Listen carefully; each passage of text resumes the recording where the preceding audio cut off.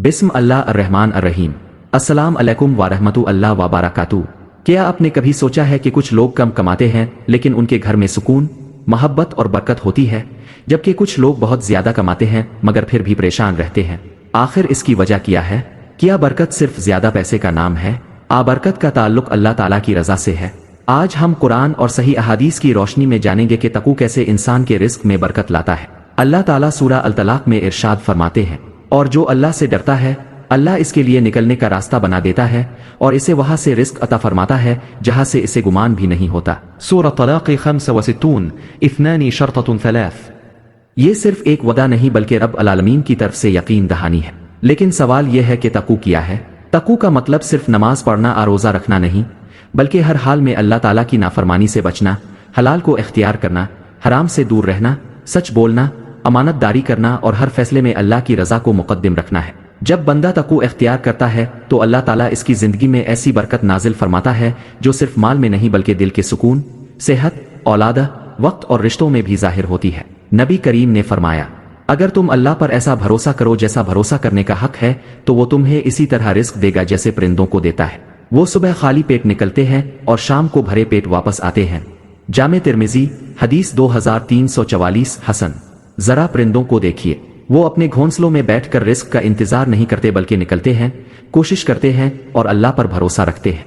इसी तरह एक मुसलमान भी मेहनत करता है लेकिन इसका दिल अल्लाह पर यकीन रखता है। मेरे अजीज भाइयों और बहनों, आज बहुत से लोग रिस्क में बरकत खत्म होने की शिकायत करते हैं। तनख्वाह बढ़ती है लेकिन अखराजात भी बढ़ जाते हैं। कारोबार चलता है मगर सुकून नहीं मिलता।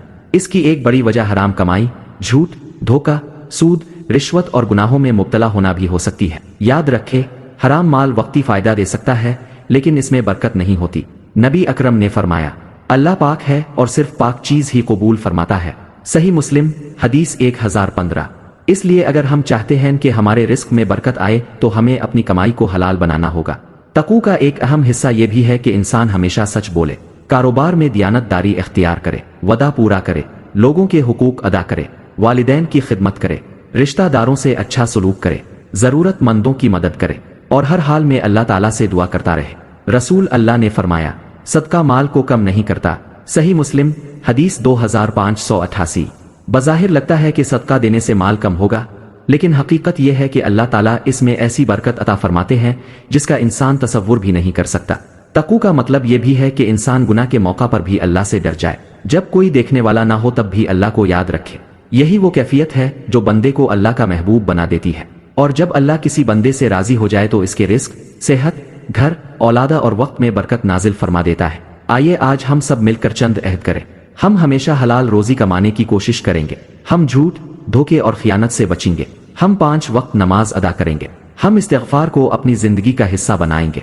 हम रोजाना कुछ ना कुछ सदका करने की कोशिश करेंगे और हम हर हाल में अल्लाह ताला पर भरोसा रखेंगे। आखिर में अल्लाह ताला से दुआ है, ए अल्लाह, हमें तकू अता फरमा, हमारी कमाई को हलाल बना, हमारे रिस्क में बरकत अता फरमा, हमें दुनिया और आखिरत की कामयाबियां अता फरमा, हमारे वालिदैन, अहले खाना और तमाम मुसलमानों पर अपनी रहमत नाजिल फरमा। आमना रब्बिल आलिमीन।